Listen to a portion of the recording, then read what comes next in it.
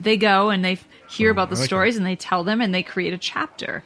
So if you think of the Bible, like each chapter is their experience with Jesus, with God, right? So it's just each of us as in the media have a responsibility to become the scribe to that religion, if we choose, if that's what our job is. I bet you choose that. Well, I did after that because I just thought it was so interesting. But I never came in at the point that I was trying to prove that it was real. I just was so... That perspective had never really... Like, the way he said it to me verbatim, I thought, that seems right. Wait, I mean, who said it to you? My old boss at Prometheus. But I think that the one thing everyone has in common in the entire world is that experiences that come from another source out of our dimension that are not human create a moment of belief, and that person believes in something bigger and they try to tell people about it. And whatever belief sounds the same as the next person, that becomes a religion, just like common sense. Common sense is 50% of what the population believes. So if 50% of the population believes that the UFOs are real and the alien looks like this, then that's God. That's kind of how it works. And then that feeds into the collective consciousness where, like the collective consciousness of people who now know, if you would ask someone, like, what does an alien look like? They'd probably describe to you that classic grey-looking alien with the big black almond-shaped eyes, little mouth, and, little grey jumpsuit, or whatever it is, But everyone knows that, and so does that then, is it like a chicken and egg kind of thing? Does that then...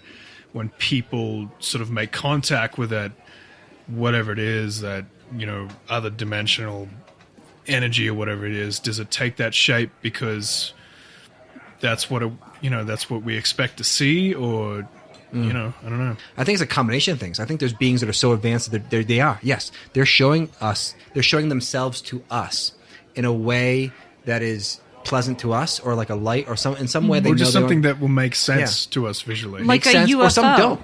That would make sense. It's technology. It's a thing flying in the sky. I mean, if you're an alien, why would you have to come down here in a spaceship? You can just come down here and be like, "Hey, I'm in your bedroom." Like, right. Don't do that. That's creepy, aliens. Yeah. That's why creepy. They don't do it to some people. It's interesting to think of what the Earth actually is from that perspective. Like, are we just like this huge? I don't know. People say it's like a big intergalactic zoo, where we're all kind of stuck on here and trying to communicate with each other, and solve world problems and work together. If that's true, then this is an example to an intergalactic sort of council of what would happen if all the species lived together. There's talk of there's wars and all this stuff. So let's just put all the DNA on one planet and see how they work it out. So far, I don't think we're doing very well. Yeah, it's speak for yourself. My life is good, bro. I'm crushing it. Well, this goes back to the this goes back to the book, though. American Cosmic. Wait, do you have a point, Matt? You want to make a point? You want to say something? No, I was just going to say whichever genetic species created wealth and money was kind of the ones that fucked it for everyone else. But it just shows, too, that every genetic species, it doesn't have to be mammal. It seems like out there in life there's reptilians and insects and all these insectoids and all these different type of alien beings. It's just different genetics making it all to the point. But did you guys read the part in the book of American Cosmic where Diana goes to an area outside of Roswell and finds metal alloy? Did you get to that point? I got to the point where they went there, but then we went on a tangent, so I'm not there yet. Tell me. That's fine. Well, this is... we were just discussing something about this before, where she finds that material and they take it away, and it's anomalous, and they do testing with it or something like that. And she finds out later on that it's some sort of anomalous material. But that's the point in the story where she says she can't help but shake the feeling that this was all set up for her, kind of just to... She mentions that, and you said you came across an article where someone else was suspicious. Yeah, so, I found another article where she keeps referencing this guy, Tyler Durden, but it's a pseudonym for whatever this rich, was it billionaire or something like that? He has 40 patents. His mere presence alone is why they bring him on projects. He just shows up. Right. And his presence allows him to figure out complex problems. Yeah, he wields all this power and stuff.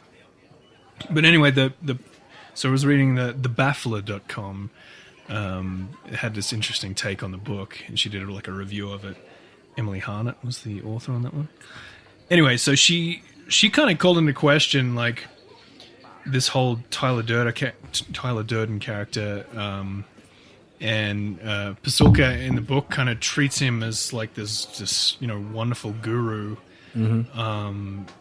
whereas what this person got from the book was like it's just another one of these eccentric billionaires who kind of put all their like a Steve Jobs or a Elon Musk or whatever, who kind of, they're just like a dime a dozen. I don't know what it is about eccentric billionaires who helps them, be that tenacious kind of outside the box thinker that maybe helps them create that wealth. But just to be clear, if I was an eccentric billionaire, I would be all in on UFOs. I would totally too. Yeah. So that's that argument works for saying. me. But what else do you spend your money on?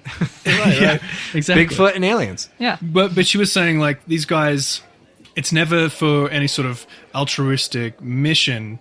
It's more to kind of gain the knowledge for themselves and save their own hides. It's like you hear about these bunkers that are being built in New Zealand that all these billionaires have sunk a bunch of money into for some like end of world apocalyptic event that they're going to all fly away and live underground while everyone else fries on the surface.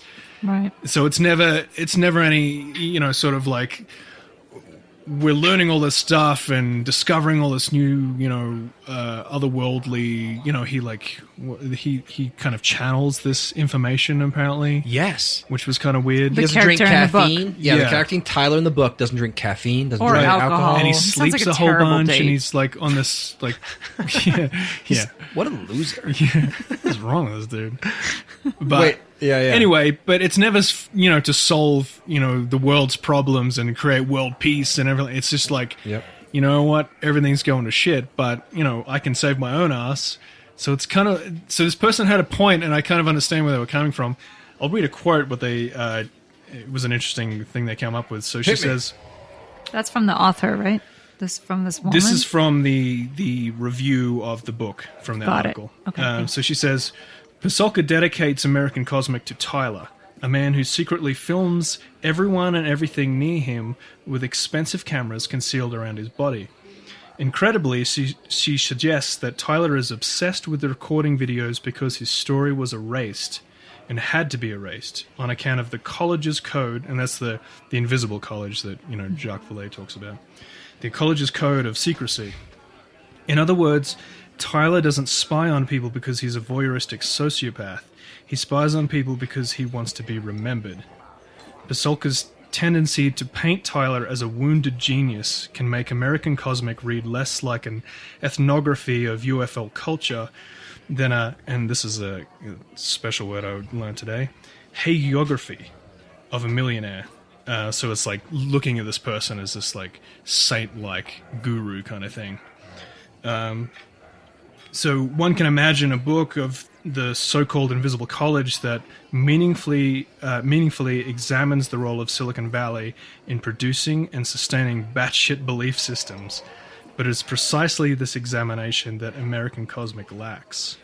So I just thought it was like an interesting take. Like as I was going through the book, and a small caveat, I didn't finish the book yet, but I'm still going through it. But I was fascinated with what was happening, and this like really amazing person in Tyler Durden, but having kind of sat back and think about this kind of Silicon Valley person who's just kind of diving into this shit without really thinking about how he can kind of save anyone else or whatever. It's just it's a very selfish kind of view on like I'm the Jesus Christ figure in my own narrative. Kind of, we love that in the ufology. Yeah. Well, let me defend that a little bit. You cannot figure out how to save everybody until you figured out what it is that you see. If he really is some, I don't know if I want to use the word genius, but let's just say he can tap into something else. He has to have proof that what he sees is real. So that takes a lot of time. And I think that there's a lot of people that have a lot of money that are doing exactly what Matt says. They're getting bunkers, they only think about themselves and their families, and that's it. And everybody just go to hell. But if you're really thinking about technology and taking things from what you see, you have to spend time figuring out if it's real, because you can't just go to the public and say, I've come up with a new idea of how I'm going to save the world, because they're going to think you're crazy. You need to have scientific proof that what you're saying is real. Yeah. And that takes time. So I think that, like, if you have money, you would spend it on finding the truth so that you can give it to other people, but that takes time. It's not like, hey, I found something I want to tell you. No, because they're going to think you're crazy. Yeah. We shouldn't be criticizing these people, because think about it. Any of us, if we had all that money in the world, all you would do is like go explore the extraordinary. Right. You'd be trying to prove it. That's all I would do. Right. That's all I would do. But the public isn't ready for you to say, I'm about to change your whole life. Things are going to get a lot better because I predict that there's going to be a huge disaster. They're going to think you're crazy. They're going to be like, okay, well, that crazy person with a lot of money is telling me to do something. You need to fit it into the narrative that already exists, which is to make it acceptable. Yeah. To make it acceptable, which goes back to the 50% common sense thing. You need to make it common sense for people so that when somebody comes up with a solution for the fact that the world's falling apart, all right, I can believe that. I'll go along with that. Yeah, I can get on board this. Yeah. I just thought this was an interesting point of view, because it wasn't something I thought about as I was reading the book, but it is sit interesting. back and think about, like, what is this guy's intentions, because everything's a secret, and I get that, to just kind of spill the beans and tell everyone, like, more than half of the population is just going to call bullshit on it, which, fair enough. So maybe they think, like, why bother? But yeah, at the same time, like, what are his intentions? And I think anything that kind of, and it's like the UFO, like the abduction scenario that happens. It's always the secretive, subversive kind of thing, and that never feels like a good thing. I don't know. No, I agree with you. Being in this field for a while and covering a lot of these stories, it never feels like a good thing. Like, people that know things, and they're going to let you know things because now you're privileged too. And you always think, like, okay, well, somebody's trying to get famous or somebody wants something. And as somebody who's in the media and covers these stories, you're like, okay, well, how do I know this guy's telling the truth? I used to have people call me on Ancient it's like Aliens. half of them. There's this one guy who got a hold of me somehow, found my email, and he was telling me that he was living in his parents' basement, and he has all the secrets to where Hitler's been buried, and they're going to kill him, and, I should be scared for my life. I'm like, okay. Right? Yeah, it's that's a little creepy. bit of that. You're like, That's the problem. The space attracts the bottom of the barrel in a lot of ways. That just takes away from, like, actually what's happening. And I'm glad that someone like this wrote a book that was very academic, and, like, she's very careful when she's in articles. She's like, oh, I don't know, it might be real. I don't personally believe in extraterrestrials. I'm like, what are you talking about? You were in a desert with a billionaire who was giving you information, who was channeling information, who was like, you found alloy. Like, if it's all a ploy, okay, but for what extent? Like, I'm sorry. Like, I just think, like, people are too careful. That's my new thing. It's like, it's so ridiculous. Like, 100 years from now, we're all going to be like, that was ridiculous that we didn't accept that it was happening, like, universally, But she's smart, because nobody would have trusted her book if she wasn't careful. Because she needs to fit into the fact that the narrative of today is that people question that kind of thinking. Yeah, and I get what you're saying totally, that, not a lot of people are open-minded enough to this kind of thing. But at the same time, I think there's a subsect of people who are into this stuff who just, like, have zero bullshit filter and will just lap it up, whatever it is. I could mention names, but I won't. I'll leave that out. Very smart. There's a lot of charlatans in the UFO space, because everyone's trying to become the prophet. Everyone's trying to become the Jesus of the new religion. They all have their origin story where, like, I had the story where I had a UFO event. It's my sacred moment, and now I am all in on changing my life. And maybe the truth is there. Maybe they so did. Many girls want me. So they're like, how do I get to a cult situation where I have sex with all the women and no one else does?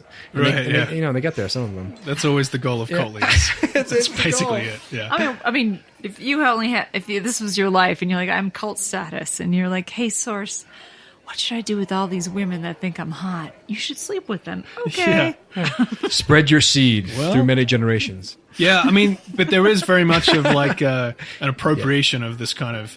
Actually, that came up in this article as well. It's kind of like, appropriating the whole fringe. I keep saying fringe, but that's probably not the right word. Don't say